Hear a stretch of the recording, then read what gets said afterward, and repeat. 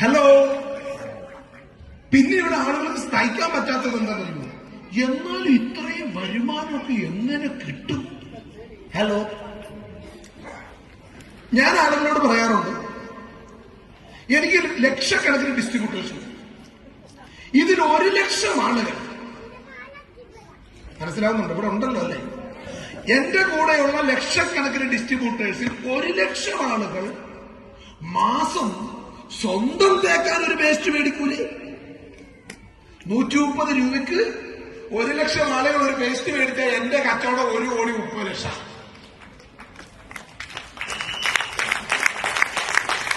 ഒരു ലക്ഷം ആളുകൾ 325 രൂപയ്ക്ക് ഒരു ഹെയർ ഓയിൽ മേടിച്ച് സ്വന്തം തേച്ചാൽ എന്റെ കച്ചവടം 3.5 കോടിയാണ്.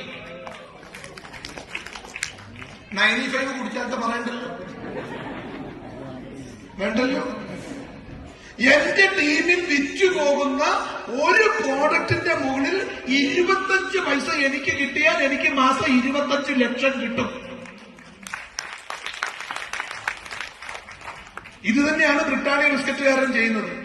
ഒരു പാക്ക് ബിസ്ക്കറ്റിന്റെ മുകളിൽ അയാൾക്ക് 10 പൈസ കിട്ടിയാൽ മതി, അയാൾക്ക് ദിവസം 1 കോടി രൂപ കിട്ടും. കാരണം അയാൾ അത്രയും കോടി പൈസ ബിസ്ക്കറ്റ് വിൽക്കുന്നുണ്ട്, ഇന്ത്യ മുഴുവൻ, ലോകം മുഴുവൻ. ഇത് അവര് ചെയ്യുമ്പോ കച്ചവടം, നമ്മള് ചെയ്യുമ്പോ എന്തോ പരിപാടി. പള്ളി പോയി പറഞ്ഞു. അപ്പോ നിങ്ങൾ ഇന്ന് മുതൽ ഇവിടെ നിന്ന് ഇറങ്ങുമ്പോ മിനിമം ഒരു തിരിച്ചറിവ് ഉണ്ടായാൽ മതി. ഇത് ബിസിനസ് ആണ്, ഇത് കച്ചവടമാണ്.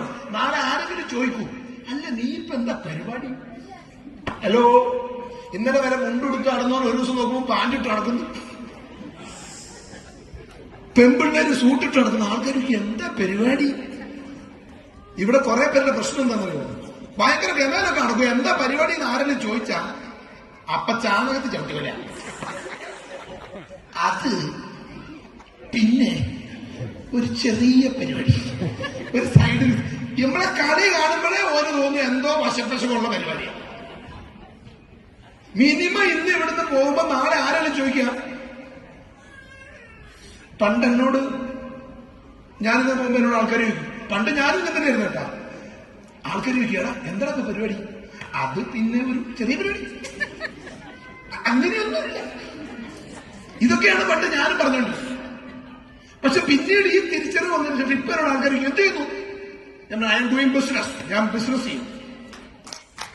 പണ്ട് ഞാൻ എന്റെ സുഹൃത്തുക്കളോടൊക്കെ പറഞ്ഞ ആൾക്കാർ ബിസിനസ്സോ നീയോ? അന്ന് അവരൊക്കെ പറഞ്ഞെന്തെന്നറിയുമോ? ലവന് ഭ്രാന്തായി, ഇവനെന്തോ വട്ടായി എന്നൊക്കെ പറഞ്ഞു. എന്റെ ഒരുപാട് കുടുംബക്കാർ പറയുന്നു, അവനെന്തോ കടമൊക്കെ കയറിയിട്ടാണെന്ന് തോന്നുന്നു, എന്തോ പ്രയാസം, എന്തോ പ്രശ്നമുണ്ട്. പണ്ട് എനിക്ക് വട്ട എന്ന് പറഞ്ഞവരാണ് എന്റെ ചുറ്റും. ഇന്ന് ഇപ്പൊ ഏറ്റവും വലിയ സന്തോഷം, എന്റെ മകളുടെ കല്യാണം കഴിഞ്ഞോടുകൂടി എന്റെ ഫാമിലിയിൽ വട്ടില്ലാത്ത ഒരേ ഒരാൾ ഞാനുള്ളൂ, ബാക്കി എല്ലാവർക്കും. പണ്ട് ഞാൻ പറഞ്ഞപ്പോ അവർക്ക് എനിക്ക് വട്ടാന്ന് പറഞ്ഞു, ഇപ്പൊ അവർക്കൊക്കെ വട്ടായി, ഇപ്പൊ എനിക്ക് മാത്രം വട്ടില്ല. ഞാനൊരു കാര്യം പറയാം, ഈ ബിസിനസ് നിങ്ങൾക്ക് സക്സസ് ആവണമെന്ന് ആഗ്രഹമുള്ള ഒരു കൈവക്കും. സക്സസ് ആവണം, ദൈവമേ സന്തോഷമായി എല്ലാവർക്കും. ചിലരെപ്പോഴും പൊക്കിയിട്ടില്ല, അത് രക്ഷപ്പെടാൻ ആഗ്രഹമില്ലാത്തതുകൊണ്ടാണ് ഞാൻ വിചാരിക്കുന്നില്ല, വെറുതെ പൊക്കിയിട്ടത്. അപ്പൊ എനിവേ ഡിയർ ഫ്രണ്ട്സ്, ഈ ബിസിനസ്സിൽ സക്സസ് ആവാൻ ഞാൻ നിങ്ങൾക്കൊരു എളുപ്പവഴി പറയും. ഒന്ന്, നേരത്തെ സലിൽമാൻ സാർ സൂചിപ്പിച്ച കാര്യം തന്നെയാണ്. ഈ ബിസിനസ്സിൽ 100% നോർമലായ ആളുകൾക്ക് ഈ ബിസിനസ് ഭയങ്കര ടഫായിരിക്കും.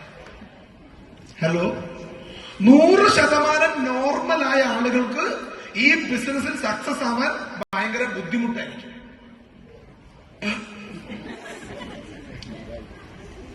ഈ ബിസിനസ്സിൽ വിജയിക്കണമെങ്കിൽ നമ്മൾ കുറച്ച് ഓവറാക്കരുത്, നാട്ടുകാർക്ക് ബുദ്ധിമുട്ടുണ്ടാക്കരുത്.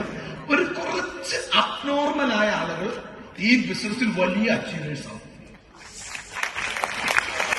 കാരണം ഈ നോർമലായ ആളുകൾക്ക് ഒരു പ്രശ്നമുണ്ട്, ഒടുക്കത്തെ ബുദ്ധിയല്ലേ, ഭയങ്കര ചിന്തയായിരിക്കും. ഇവൻ ചിന്തിച്ച് ചിന്തിച്ച് ചിന്തിച്ച്, ഹലോ, ചിന്ത കൂടുമ്പോ 2 കുഴപ്പമുണ്ട്. ഒന്ന് പ്രവൃത്തി കുറയും, 2 കോൺഫിഡൻസും കുറയും. എന്താ ഈ ചിന്തിക്കേണ്ടത്? ഞാൻ ഇന്ന് വരെ ചെയ്തിട്ടൊന്നും രക്ഷപ്പെട്ടിട്ടില്ല, ഇതെല്ലാം ചിന്തിക്കാറുള്ളത്. അപ്പോ ഇവിടെ 100% നോർമലായ ആളുകൾക്ക് ചിന്ത കൂടുതലായിരിക്കും. ചിന്ത കൂടുമ്പോ പ്രവൃത്തി കുറയും, കോൺഫിഡൻസ് കുറയും, അവര് ഭയങ്കര ബുദ്ധിമുട്ടായി. ഈ ബിസിനസ് നിങ്ങൾക്ക് ഇപ്പൊ മനസ്സിലായില്ലേ?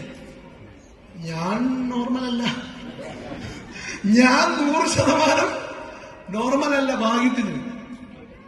കാരണം നിങ്ങൾ ആലോചിച്ച് നോക്കിയ, കേരളത്തിൽ ഒരു മനുഷ്യൻ പോലും മൈലേജ് സെയിൽ ചെയ്യാത്ത കാലത്ത്, ഒരു ഔട്ട്ലെറ്റ് പോലും കേരളത്തിൽ ഇല്ലാത്ത കാലത്ത് 10 കൊല്ലം മുമ്പ് ഈ ബിസിനസ്സുമായിട്ട് ഒരുത്തർ ഇറങ്ങണമെങ്കിൽ നോർമലായ ഒരുത്തർ